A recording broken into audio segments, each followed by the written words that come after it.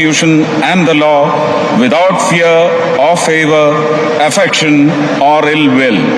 I, Suresh Gopi, do swear in the name of God that I will not directly or indirectly communicate or reveal to any person or persons any matter which shall be brought under my consideration or shall become known to me as a Minister of State for the Union, except as may be required for the due discharge of my duties as such Minister of State.